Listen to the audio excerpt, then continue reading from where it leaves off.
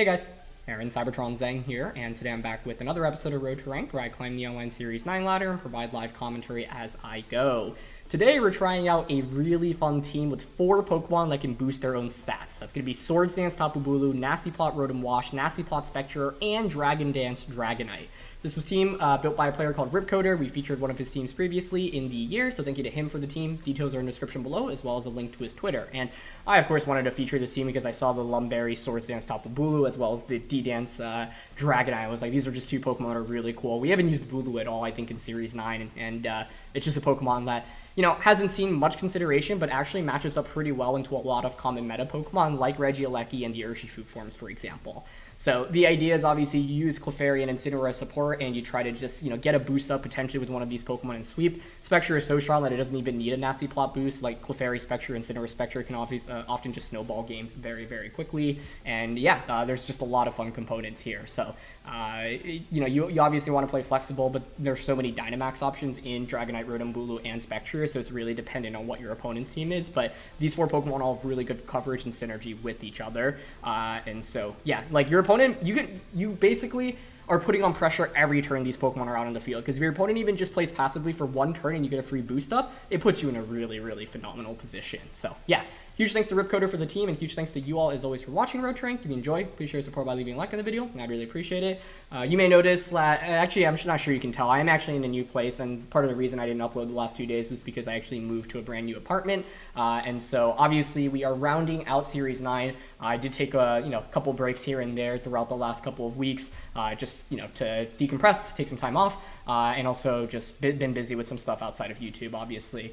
So haven't been able to post daily videos, but still really enjoy, obviously, continuing to make the content, and I'm going to do my best to be a little bit more consistent in Series 10. Either way, I really appreciate everyone for coming out and watching. We only have, I think, like 10 days left until Series 10 is around, so I hope you continue to enjoy watching Series 9 as we finish out this format, which we've been playing for almost 6 months now, and I appreciate everyone that, yeah, comes out, watches these videos, continues to support, and it just means a lot. So thank you for tuning in as always. And question of the day, Pokemon Unite came out earlier today, so I want to know if you've played it and what you think about it. I actually haven't tried it yet, but as soon as this video goes up, I'm probably going to spend some time playing just to check it out. So yeah, let's get started with today's episode. All right, getting into the first match of the day, and it's the Porygon-Z team. I don't know if it's the exact one we featured a while back, but it is Porygon-Z, obviously. I think these are the same Pokemon if I remember correctly. Was it the same? I feel like it was, but I always feel like I start forgetting teams once we use them. So my memory is just honestly really poor. Either way, I think like Clef plus Spectre here is pretty interesting. With this, we can just go like I guess they could just like Helping Hand and Max Strike Clefairy, which I don't love. I mean, it's basically trying to break through and stall out Porygon plus Clef in the early game, right? I do have Max Strike on Spectrier. So you know what I'm thinking of going? I want to go Spectre Clefairy. Dragonite's actually really nice in the end game, I think. Bulu's pretty interesting as well. So I think I'm going to max the Spectrier, and turn 1 protect Clefairy, Max Strike with Spectrier into their Clefairy, then turn 2... probably just go for Follow Me Phantasm, or another Strike, or Helping Hand Strike. Yeah, I want Dragonite and Bulu in the back of this one, I think. What if I led?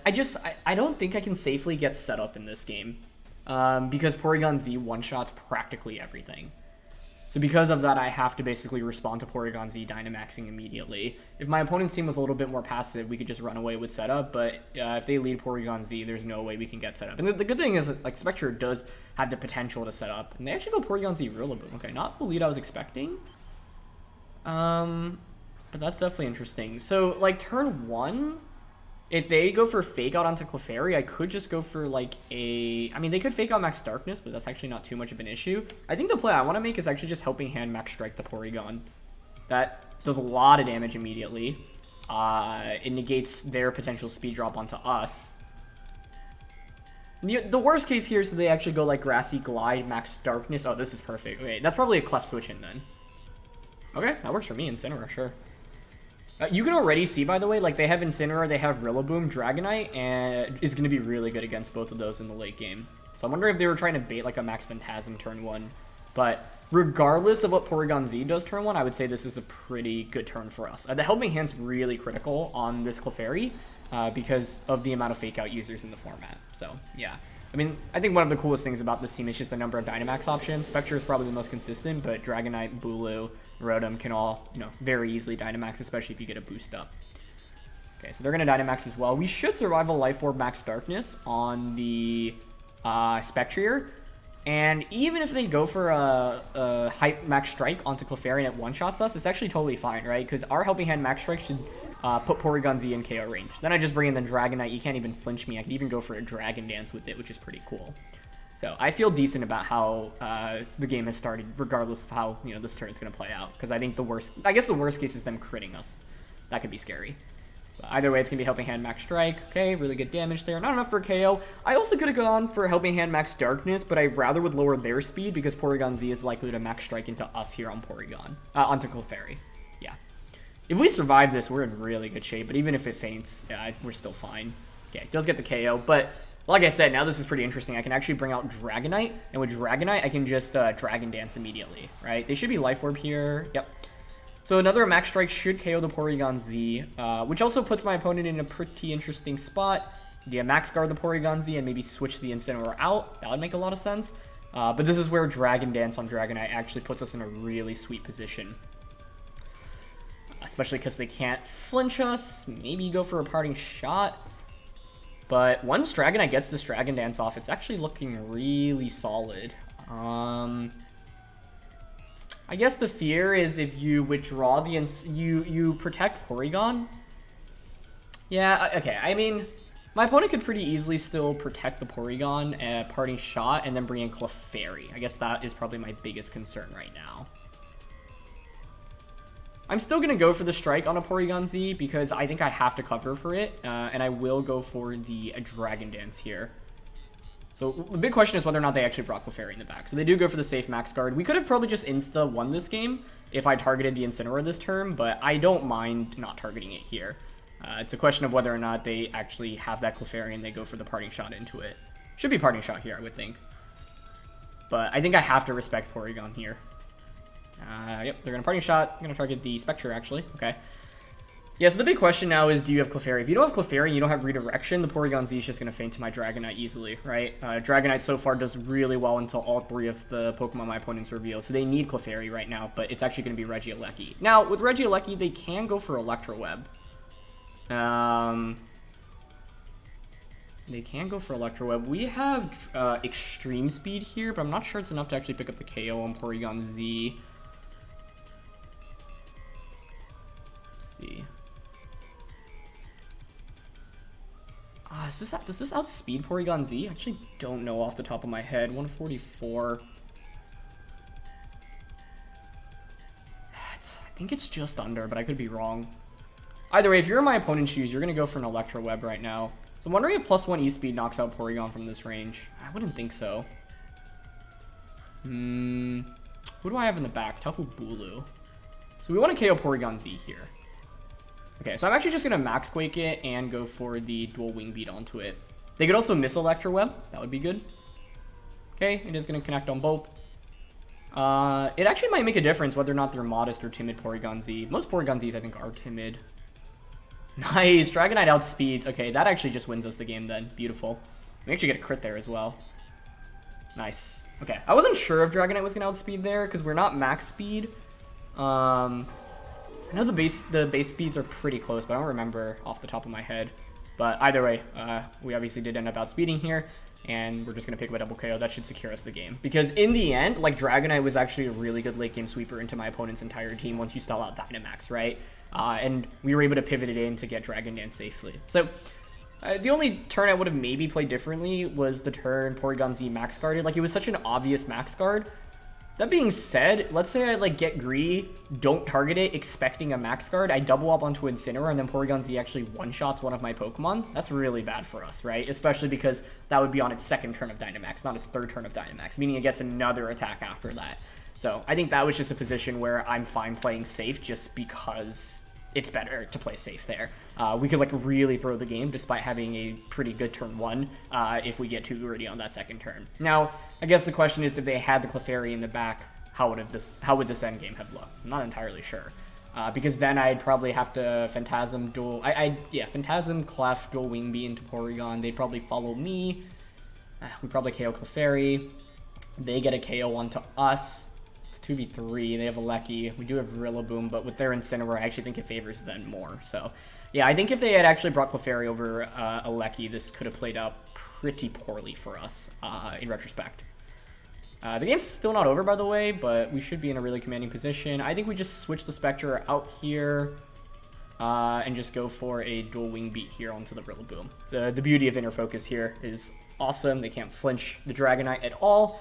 The Dragonite's looking really, really nice. And, yeah, Bulu's actually, decent for this endgame as well. They're going to go for Fake Out, but, yeah, I think just not knowing about Inner Focus here. Dual Wing Beat's actually going to miss the KO, I think. Yeah, but that's fine. We can just E-Speed it. They're actually going to go for the knockoff here onto the Spectre. Great. Which is now Tapu Bulu. Knocking off the Lumberry. And, yep, we're in a perfect position now. E-Speed will just KO the Rillaboom. And the interesting thing is that Bulu could actually... Like, if we had Clefairy, it could actually, stand up to Incineroar super well. I don't mind just going... Actually, in the off chance it's, weakness policy Incineroar, I don't think it makes that much of a difference. I think it's fine to just high horsepower here, because Incineroar can't heal itself. And we actually shouldn't dual Wing Beat here. We always want to extreme speed onto Rillaboom, because it has higher priority than Glide as well. So, Dragonite was definitely very, very good for us in this game. It was the combination of Spectre and Dragonite, but Dragonite was awesome. Tapu Bulu is going to get the high horsepower off. Very nice. And does actually over 50%. That's really sweet. With the Swords Dance, that would have gotten a one-hit KO. So that's nice. The thing is, Bulu was really good into most of my opponent's Pokemon, right? The only Pokemon that it's not amazing into is the Incineroar in terms of taking a lot of damage from it. But the thing is, we actually don't even get KO'd by that Flare Blitz, and then look how much recoil damage they have to take, right? So... the main thing about this game is that, we didn't really need to go for setup with any of our Pokemon on turn 1, mainly because it doesn't get us anywhere. It actually helped if it, because they didn't lead Clef plus PZ. I was kind of worried about that. But if they led Clef PZ, I think I would have just protected my Clefairy turn 1 and got Max Strike onto their Porygon. I think that covers really any, combination of plays that they can go for. Now we can just high horsepower and superpower. And the Dragon Dance on Dragonite really changed everything here for us. So Dragonite is going to pick up pretty much almost every KO in this game. Did it pick up every KO? No. The Spectre got that one KO until Regieleki, but it got 3 of the 4, so good job, Dragonite. And that's the thing, right? If having used that Porygon-Z team, I think that's the rental we featured, the tournament-winning team. If not, it's a very similar version. You do have to make, when I was playing with it, I actually struggled a lot, especially when I was practicing, in, bringing the wrong, I kept bringing the wrong Pokemon, it felt like. Yeah, I think that this is it. Yeah, this is Ally Switch, so it's definitely it. And the Nasty Plot, yeah. When I was playing with this team, I struggled a lot, actually, when I was practicing and, bringing the right 4 Pokemon, right? I think if my opponent had Clefairy over Regieleki, their Porygon might have actually just been able to go out of control, because we didn't have great ways to one-shot that Clefairy. But fortunately for us, there was no Clefairy. As a switch-in, Dragonite got that free Dragon Dance off and was able to outspeed the Porygon as well. So, yeah, that was definitely a really fun game to kick things off. Alright, looking for our next opponent here, and I did just double check because I was curious. Yeah, Dragonite's base speed is a little bit lower than Porygon-Z's. It's base 80 and Porygon-Z is 90. And so, yeah, our opponent's Porygon was obviously not max speed. This Dragonite isn't even max speed, right? So, very likely modest, and then, yeah, not fully invested in speed. We can actually double check the spread a bit, because it was, we had previously featured on Road to Rank, so, yeah. I'll probably double check that after this game. I should have just done it between matches. Okay, it's going to be a hard Trick Room team for my opponent here. Now, this is interesting because with this, we have the opportunity to boost up very quickly. I think Rotom's going to be the carry of this one. If you're my opponent, in order to guarantee Trick Room, you have to lead Indeedee Dusclops or Indeedee Stakataka. So I suspect it's going to be one of those two. Do we have Taunt on this? No, we don't. So Sing on Clefairy, it makes this also very, very interesting. I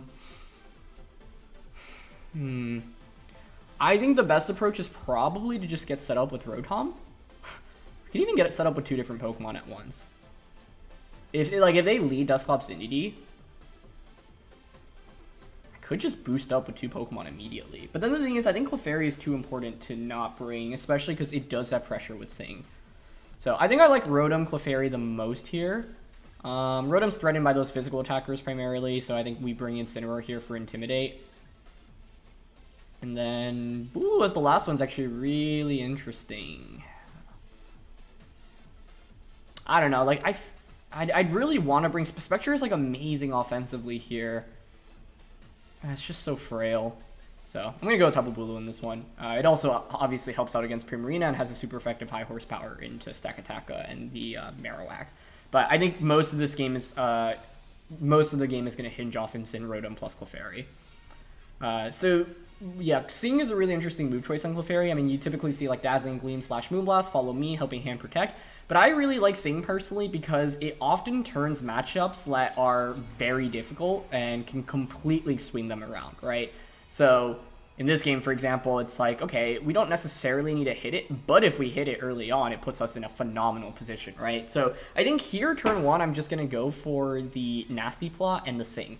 If we miss, so be it. Turn 2, I'll probably just pivot the Clefairy out into Incineroar. But if we hit, then the Indeedee falls asleep. You can't redirect any further attacks away from the Stakataka, and then I could just max Rotom the next turn. So, yep. I think it's just going to be a Nasty Plot here. And we want to Sing into the Stakataka here because there is like a very small chance Indeedee gets greedy and goes for, yeah, it's not going for Follow Me. Okay. So if we hit this Sing, this becomes a very interesting match. So I guess they're just expanding Forcing. Yeah, that's actually a really good play. I like that a lot on their end. Because like, so few people are going to go for a Dynamax there on Clefairy. Or sorry, a Dynamax on Rotom. And unfortunately, we do miss the Sing. So they make a greedy play turn 1, and this is why I wanted to Sing the Stakataka, but I end up getting punished, right, because I missed the Sing. That's kind of the downside of obviously using an attack like that. However, now I'm hoping my opponent's a little bit nervous seeing the Sing. I could pretty easily double protect this next turn. Yeah, I actually think I'm pretty down for that. I'm down to double protect, see what Stakataka's up to this turn, and then pivot out into Incineroar next turn. Missing Sing is obviously a bummer. They actually are going to commit their Dynamax. Okay, I was actually really hoping to see that, to be honest. If I were in my opponent's shoes here, I think I would max Rockfall the Indeedee slot the Clefairy slot every time. So that was a really nice turn 1 by my opponent. They weren't anticipating the Sing, obviously. And like, Sing is basically a coin flip 50-50. So it's not a move you want to rely on. But I don't think I'm really ever maxing Rotom and going for max Geyser on turn 1. So just a nice call by my opponent. Anyway, yeah, I'm curious what they go for here. I would Rockfall into Clef to cover for a potential instant switch in, but maybe they just decide to Rockfall into Rotom. They're actually going to Steel Spike. Okay, that's a little bit frustrating. I actually could have just immediately hard switched out into Incineroar, and now that's like super easy to go for the target onto Clef. And they're just expanding Force, right? Yeah. Do we get KO'd by -1 max Rockfall? I don't think so, but I'm not 100% sure on that. I do have Tapu Bulu as well, but I think we switch into Incineroar first, so I'm going to go for the Dynamax here. I'm going to go for the Max Geyser. I'm going to target Stakataka. You know, honestly, like, I think if they're going to Expanding Force again, like, we could just go Helping Hand Geyser into Stakataka. Okay, I'm actually down for that, because we'll survive a Max Rockfall Expanding Force on Rotom. If you're rock falling into Rotom, that means you're not targeting Clefairy, which means that, what does that mean? It's a good thing for us. it means that the Friend Guard stays up. But even if we knock out Stakataka in one shot here, we're still taking a lot of damage, so yeah. But I don't feel too bad. I mean, we don't have a way to hard deny Trick Room in this game, unfortunately. I would rock fall into Clef here if I were my opponent. Yeah. Maybe you target Rotom. Nope, target Clef. Okay. So didn't go for Follow Me. I would be surprised if Stakataka were actually Focus Sash. Now, they have the Sandstorm up, but I have 2 increased stages of special attack and a Helping Hand boost coming out here. So I really hope that's enough to one-shot the Stakataka. If so, this becomes a very interesting game, because I have Incineroar. I can change the terrain with that Tapu Bulu as well. Expanding Force here should activate our Citrus. Perfect. And that's 2 turns of Trick Room down. This is still scary, right? Like, they still have Trick Room up. But if we at least have the Dynamax advantage, that would be pretty good. So let's see if +2 Geyser here is enough. Oh, it just misses the KO, unfortunately. Oh no, they are... Wait, are they Weakness Balls? Oh, they actually were sashed. So that explains their turn 1 even more. Oh, very nice. Very nice. So here's the thing. We've got Fake Out. The Psychic Terrain is up. However, I could actually make a play, which is pivot Rotom out into Bulu. It's so painful to give up a Pokemon that has these boosts. But I actually think we kind of need to make this play right now. Because if not, the Stakataka gets one more attack off, and that's really bad for us. Now, my opponent maybe reads into this. Well, I don't know who's faster between Indeedee and Inzin here too. But the thing is, if we stall out Trick Room, I think this matchup favors us pretty well. It hurts so much to switch Rotom out right now. But I think I have to. So I'm going to go into Bulu. That changes the terrain, so that allows me to click Fake Out into Stakataka. And obviously we're not going for the flinch here. We know Stakataka's at 1 HP, so we just need to do 1 HP of damage here. So it pains me. It really, really pains me here. But because they're actually Focus Sash Stakataka, I think I kind of have to make this play. So you can see how, like, you know, risk versus reward wise with Sing turn 1. I had no better play to really go for on Clefairy. If I hit that, we're in a very commanding spot if they don't wake up on turn 2. Let's see. And they protect. Okay, perfect. Perfect. I mean, that was painful because now I wouldn't say the game really is favored towards us. Like, if Stakataka went down in 1 hit there and we had 2 more turns of Dynamax with Rotom to work with, as well as Incineroar and Intimidate, like, we're in such good shape, right? But obviously that was not the case. Now my opponent gets a free switch in as well. So let's see what they bring in. Escavalier would be pretty scary here. Actually, Escavalier is really tough to go up against, but it's Primarina. Okay. I don't mind that too much. Last turn of Trick Room. Obviously, we have Hornleech, so I like Hornleech into Primarina here. The Incineroar switch out here is fairly obvious. I think I'm still going to go for it, though. If they Moonblast it, so be it. Bringing in Primarina here is actually really surprising, because right now Bulu is in a very, very good spot. So I suspect Indeedee will go for Follow Me, but maybe Bulu just one-shots it. They do just go for Follow Me here with Indeedee. That's fine. And just a Hyper Voice. That's also fine. That's actually really good for us, right? Because I switched out the Incineroar and their Life Orb. Okay, this is really good. This is really good for us now. This is why I think Bulu... Oh, that did nothing, though. Jeez. I thought that would have done a little bit more damage, to be honest, but that's fine. Although it makes me think, like, Swords Dance would have been a better play there. I was thinking at least it'd be a 2-hit KO. That's a very bulky Indeedee. Okay. That's fine. Now my question is whether or not Rain Boosted Hydro Pump KOs this Indeedee. It does have a defense boost, right? I forgot about that as well. I would think Hydro Pump KO, so I think we're fine to just Horn Leech the Primarina here and Hydro Pump. I think the main thing, if you're my opponent, is hoping for a miss. So another play I could theoretically make is actually protect the Rotom and Swords Dance Bulu. Oof, that's actually pretty interesting as a play. That is pretty interesting. But I guess they could switch this Indeedee out. Yeah, I just don't know if Hydro Pump KOs, honestly. Okay, I'm actually pretty down for Protect Swords Dance here. I guess the only problem is if they, like, crit us with Moonblast on Bulu. So let's see. Rotom protects. Yeah, they just go for Follow Me. Yep. Oh, wait, they are Life Orb Moonblast. Is that enough to KO Bulu? It might be. I didn't think about the... I kind of forgot about the Life Orb. Okay, they Moonblasted into Rotom. Perfect. I don't know. Because they're Life Orb there and, like, Bulu actually can get one-shot, I think it's better to actually just click Hydro Pump, to be honest. Yeah. So I don't know if I love that play. Okay, well, I'm going to Horn Leech now into the... Yeah, into the Primarina and just Hydro Pump into Indeedee. I don't know, this Rotom is, like, decently offensive. Oh, they actually protect... Okay, that works for me. That's kind of surprising. Oh, we're faster with Bulu. I should have remembered that. Because then the better play there was to actually Thunderbolt. Ooh, that's not enough. They actually survive. Okay, wait, is that fine? Yeah, it's fine. Especially because they actually targeted the... Oh, it's actually maybe not fine because they targeted Bulu there.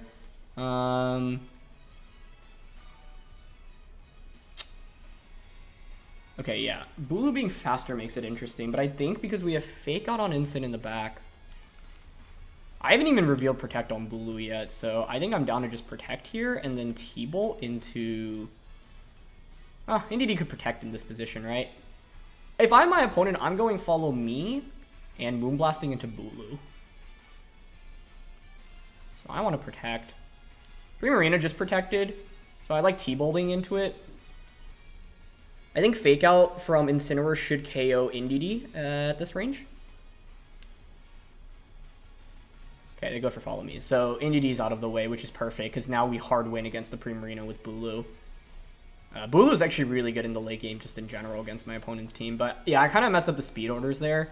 And they Moonblast into Bulu. Okay, perfect. Yeah, the good thing here is that we've kind of just wasted 2 attacks from Primarina, but I figured my opponent was probably feeling the pressure, right? Like, they're going up against a Swords Dance Bulu, and we hadn't revealed Protect up until that point. So, Bulu's actually been putting in a lot of work this game. I'm happy because Dragonite obviously did some good stuff in that first one. Bulu did a lot for us in this next one. And the last one's Marowak. Okay, great. Okay, with Marowak, now we have high horsepower.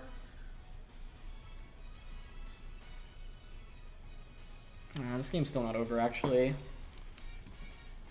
I just protected Bulu. They know that. So you could protect Primarina. I haven't revealed high horsepower yet either. So I'm leaning towards just going for a high horsepower here. I would think at +2 that's enough to KO.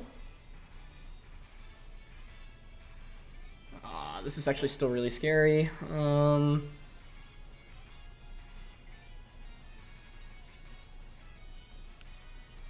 I just protected. Yeah, I'm gonna high horsepower and Hydro Pump here into Marowak. And they protect Primarina. Ugh. This game was a little too scary though. We could still miss high horsepower, but Bulu hits. Okay, nice. Yeah, I mean, I just figured like it was going to be really hard for my opponent to read into Bulu's moveset in general, but the best play they could have made there was protect Marowak and Moonblast into Bulu, but that's such a hard play to make, right? Especially when you don't know the like 4th move on Bulu yet. So I figured it was very likely Primarina would protect there, and I doubled up onto Marowak. It might have been better to hedge and T-Bolt into Primarina, but I figured this way, even if we miss high horsepower, we're still good, and I basically kind of hard read the Primarina protect there that turn. So, shoutouts to Tapu Bulu. It was so good here. And yeah, I think if we didn't make the fake out play in this game, Stakataka would have just caused us way too many issues in the late game. But I obviously didn't play this game perfectly because I mixed up the speeds between Bulu and Rotom. I thought Rotom was going to outspeed the Bulu there. And that's just because I haven't used Tapu Bulu in so long. Was Rotom even around? Like, I'm trying to think of a team where I had both Tapu Bulu and Rotom on in previous VGC formats. Maybe like a Sand team in 2018 is what I'm thinking of, like an early Sand team. But beyond that, it's not obviously a very common duo. So yeah, Bulu is also just a poke. Like as you can see, me memorizing my speed tiers with some of these Pokemon's like a little bit more obscure, so I don't remember them exactly off the top of my head. And then like that's the other thing, right? Often our opponents won't remember them off the top of the head either, just because these are relatively uncommon Pokemon that you don't have just memorized to a T. But I was really happy about both of those games. Both Dragonite and Bulu really got to shine. So yeah, let's play one more. All right, next one here. And as I was talking about Sand, this actually feels like a 2018 team. Like just replace Regieleki, and that actually is basically a 2018 team. Sand was... I thought we had a Sand Bulu Rotom team for our very first 2018 team, but I don't... It's been a while. Anyway, that's really interesting. Okay. Yeah, it really does feel like a VGC 2018 team. So Rotom's probably the best Dynamax option here again, right? With the Nasty Plot. Puts in a lot of work. Clefairy's a little bit worse here because of Excadrill. I think I like just Incineroar Rotom here. Bulu is really nice against a lot of my opponent's Pokemon, but I guess the Fairy typing doesn't do it any favors against Excadrill, and there's obviously Intimidate to worry about from Salamence. Spectrier is really no good here for us, in my opinion. Maybe Clefairy again. I don't know. Dragonite, like, I think I want Bulu. What does Dragonite offer me? It does have Superpower. That actually alone is a pretty good reason into T-Tar, Exca, and Porygon. You could make a very good argument for Clefairy here, because like I could totally just play around Bulu, but once again, we don't get to use offensive Dragonite very often. Like, yeah, the last time we used Dragonite on the channel, I think, was with that Colossal team, because Dragonite's actually a pretty cool partner for Colossal. but I'm just going to bring it here in the back. The other thing about Dragonite is also just Extreme Speed. Extreme Speed is one of those moves, like, you know, a couple of Road to Ranked episodes ago, I kind of just, like, completely forgot about it from Entei. Like, the higher priority is really nice, and it's also just a bigger burst of damage normally than some of your normal priority attacks, right? And they're going to go with Exca plus Regieleki. I mean, the awkward thing here is, like, they could Dynamax either Pokemon immediately. It's taking a while to get into the game. Okay, I thought there was going to be a DC there for a second, but yeah. I guess sometimes it just takes a bit. Like, Rotom obviously looks like it's in a really good position, but, like, I could totally see my opponent maxing a Regieleki. I mean, that would be really wild, but it honestly makes some sense. Truth be told, the play I want to make is to protect the Rotom here to scout out for what they go for turn 1. Like, I want to Flare Blitz Excadrill protect here because one play I'm worried about is Swords Dance on Excadrill. Alright, they switch Excadrill out. That's fine. Probably into Tyranitar. Actually, into Porygon. Okay, that's also okay. I'm hoping to see Max Regieleki here. That'd be really good, but Volt Switch would also be a very solid play here for them. And they do Max. Yeah, this is exactly why I wanted to protect. Okay, so this is now very interesting because my opponent just committed a Dynamax to Regieleki, and they shouldn't do that much damage here. In fact, they should target the Rotom as well. And you know what? If their last two are Excadrill plus T-Tar, this actually could totally be a Tapu Bulu Dynamax game. Either way, this is exactly why I did not want to get greedy with Rotom turn 1. Yes, the lead looks amazing, but Regieleki Dynamaxing is something you really have to respect, especially in Series 9. Just so many people do it. Yeah, there's a target into Rotom. Especially because, like, that looked like such a safe opportunity for me to click Fake Out onto Regieleki and then Nasty Plot with Rotom, right? I don't want to commit my Dynamax turn 1 there, because if I actually max Rotom, it's actually a favorable trade for my opponent, because the Regieleki is in a better spot than I am in. But now, things are actually looking pretty nice for us. Okay, so Flare Blitz isn't going to do much, but that's fine. What I'm going to do here, I think, is withdraw Rotom out into Tapu Bulu. That changes the terrain, and then I can Snarl here, decrease both of my opponent's stats. We're just going to try to stall out their Dynamax. Dragonite could actually be a very viable max option. Like, the main thing here is I think Dragonite, Bulu, and Rotom can all viably max, but we have to pick the one that is basically healthiest, I think, after my opponent's 3 turns of Dynamax with Regieleki are over. Parting Shot may have been better here onto Regieleki as well, just so we don't risk missing, because Snarl is not 100% accurate, but eh. Either way, Bulu's going to be quite the nice switch in for us here. I mean, I could see them honestly Max Lightning Incineroar just to get it out of the way, because Intimidate's pretty annoying against Excadrill, and I suppose they have T-Tar in the back. But either way, Bulu's a good switch in. So, yeah, they're going to Lightning into it. That is so much damage. Wow. Wow. Yeah, I mean, it's not great, but I think I still have to do this, right? I just have to stall out their Dynamax. Okay, we get Snarl off, so that's good, but this next turn is still pretty awkward for us. I mean, I think if anything, I'm probably just going to protect the Bulu this next turn. Okay, they're going to go for Tri-Attack onto Incineroar. That's fine. Shouldn't do that much. Yeah, not much at all. Oh, I don't love that, though. Okay. Man, that was the worst status condition, but I guess there were only 2 that could have came out there. I mean, Flare Blitz can help us thaw out. Protecting Bulu is super duper obvious. But the thing is, Bulu doesn't really give us that much value at this point in the game anyway, so, like, maybe it's fine to just go for the Flare Blitz, because I could honestly see them targeting Incineroar, right, given... Bulu's just, yeah, not healthy enough at this point in the game anyway, so I think I'm down to just Flare Blitz and go for the Horn Leech here onto the Regieleki. They're going to go for Max Lightning onto Incineroar. Okay, so Bulu will get an attack off. Man, that's actually enough to KO Incin still, even with the Snarl. Okay, so the freeze actually doesn't end up mattering then.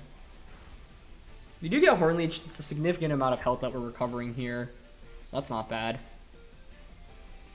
And they recover. Okay, I'll take it. I'll take it. I think we needed to heal up there with Bulu that turn.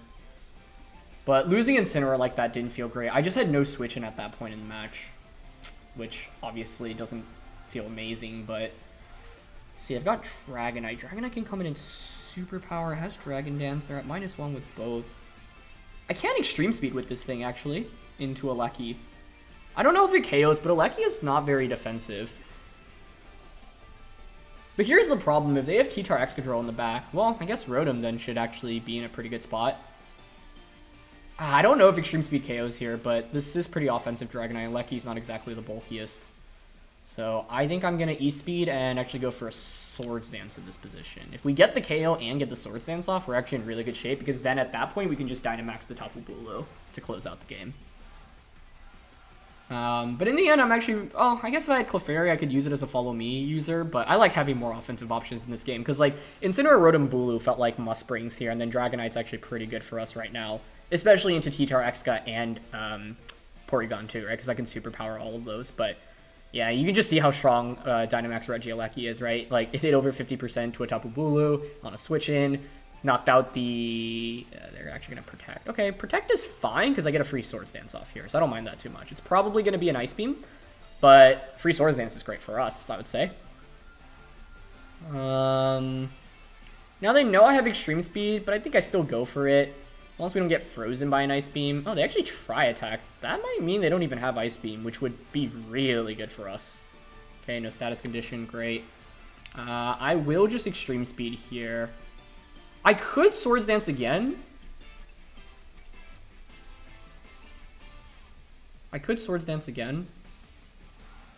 But I think I kind of just like Extreme Speed into the Eleki, Dynamax the Tapu Bulu, and just at this point Overgrowth into the Eleki as well. Because if Eleki switches out, we cover for a switch out here. Yep, they're going to make the switch. And this KO's either T-Tar or Excadrill. Perfect. And now we got rid of Electric Terrain as well. So it's like, how do you really beat Bulu at this point? Well, I suppose it's Excadrill, but... I guess my main question is whether or not they actually have Ice Beam on Porygon, because if you don't think I'm Inner Focus and you think I'm multi-scale, it actually does make sense to go for Tri-Attack first, because you can, well, I guess Ice Beam and Tri-Attack status... Is Tri-Attack status condition higher than Ice Beam? I know Ice Beam's 10%. I thought Tri-Attack was at 10% as well. Because at that point, then Ice Beam just makes more sense. Okay, either way, another play I could have made here was, like I said, either go for another Swords Dance, but that feels a little bit greedy to me, or I could have gone for a... By the way, based on that E-Speed damage, I do think we KO Eleki from the range that it's at.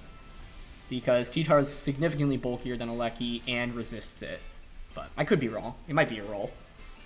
Either way, Bulu will just one-shot everything at this point, but it's a question of whether or not we'll get those one-shot... Oh, they foul play. Okay, I mean...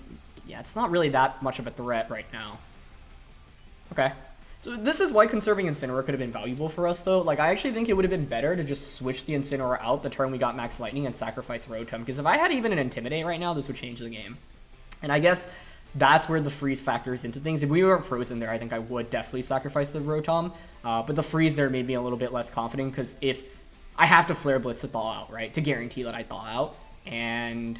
If I don't thaw with Incineroar, it's a question of whether or not it's worth it to conserve Intimidate at that point, right?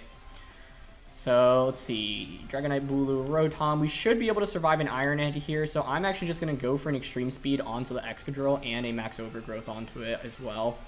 Bulu revealing Foul Play is also a big deal, because that means it definitely doesn't have Ice Beam. It should be Tri-Attack, Foul Play, Recover, and Trick Room. Maybe they don't have Trick Room, I guess, but that would be kind of surprising here. Now, Excadrill could Protect. I'm doubling up into it because I want to cover for Focus Sash Excadrill. But they don't Protect, which is fantastic for us. Okay, so that's good. They are going to go for Iron Head, and Bulu survives. Brilliant. We're going to get Overgrowth off. This should KO.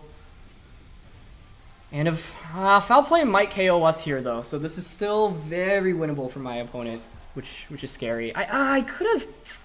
Is that KO? Oh, Bulu, you're so good. Wait, do we faint from sand? Oh, no, I think we do. No! Oh. This is going to be a really close finish, because I have the Nasty Plot on Rotom. You would think Eleki is forced to protect this next turn, but I don't want a Superpower. I also just don't want a Dragon Dance, right? Because that would actually give me an attack boost, meaning Foul Play would do more damage. I think the play is to just E-Speed into the Eleki here. Nasty Plot with Rotom. Bulu was... I could have protected Bulu there. I could have Superpowered? I wonder if Superpower was the play there, actually. I think it might have been. I thought Bulu would survive the double up. The Foul Play actually dramatically changed things here for us.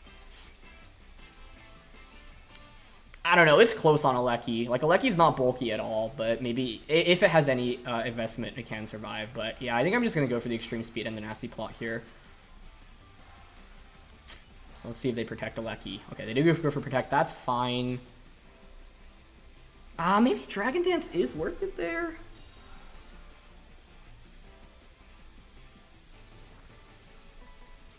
I don't know. Yeah, because I would think we still survive foul play, and then it definitely... Oh, they're not Trick Room. They're Eerie Impulse. However, that means... I mean, we didn't get anywhere this turn. Dragon Dance would have probably won us the game there. It's still a question of whether or not E-Speed KOs Aleki. Like, that's the main thing right now, right? So Eerie Impulse, foul play, try attack, and recover Porygon. It makes sense for them to not have Trick Room. But both of those moves obviously are pretty good for my opponent right now. I'm running out of E-Speed PP as well, but yeah, I'm just going to go for it. I think I actually will protect Rotom in this position. Because I don't want Rotom to faint from like a Thunderbolt right now. If E-Speed misses the KO onto Aleki. This is going to be a close finish. I hope this picks up the KO. Let's go. Okay, nice. So that's really good. Let's see what they went for. An Eerie Impulse. Okay, okay, okay. Now things get interesting. Now things get interesting. Because there's... The Porygon can, like, you know, give one of the two Pokemon trouble, but not both at the same time. I don't love going for a boost quite yet. I don't know how much we take from a foul play if I get a boost immediately here. So, like, I think I like just going for dual Wing Beat and Nasty Plot here. Porygon can't cover for both of my Pokemon at once right now. Okay, damage. Around 25%. They don't have Trick Room, which is good. And the thing is, I don't know, like, you either Eerie Impulse or you foul play us. Oh, actually, or go for Tri Attack. I actually think that's the best out of the three options, as long as we don't get hit by status. Yeah, that's actually really good for us, because now I think I can just Superpower and Thunderbolt, honestly. Even if you recover... Well, recover's a little bit scary, I guess. I'm not sure Superpower into T-Bolt KOs.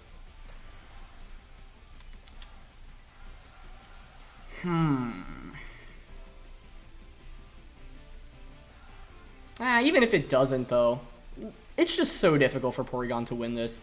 Superpower into Hydro Pump's probably a KO, but I think Superpower plus T-Bolt should do well over 50%, so it's like, even if you heal up a consistent amount, it's fine. Yeah, I think we'll miss out on the KO here, but that's fine. I think another Super Powered plus T-Bolt will actually KO, and even if it doesn't, Porygon just needs to keep clicking Recover at this point in the game, right? Oh, T-Bolt actually just gets the KO. Nice. Good job, Rotom.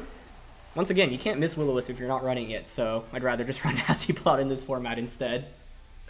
That was a really fun set of games, though. Dragonite and Bulu were both incredible for us today, so I'm really, really happy to feature just exactly what those Pokemon can do. So, yeah, that was super, super awesome. Had a lot of fun. And so thanks to Ripcoders for the team. I was really impressed by Dragonite and Bulu just overall in general, but entire team was valuable, right? We did bring all the Pokemon at some point: Incin, Rotom, Spectrier, Clef, Dragonite, and Bulu. And the fun thing about this team is there's just so much set up. The first game, Dragon Dance boosting the Dragonite effectively won us the game. This third game, having the threat of Dragon Dance, we got the Swords Dance off with Bulu as well. So that was really, really nice. And then what happened in the second game? The second game, we didn't really have that much opportunity to get a boost up. Wait, did we? I'm already mixing the first and the second game up. Either way, the boosts are great. So yeah, I had a lot of fun with this one. You know, we're obviously just a few days from finishing up the format, so hoping to just feature a couple more fun teams, and then Series 10 will start. So thanks so much as always for watching Road to Rank. If you enjoyed, please show your support by leaving a like. I'd really appreciate it, and I'll catch you all next time. All right, peace.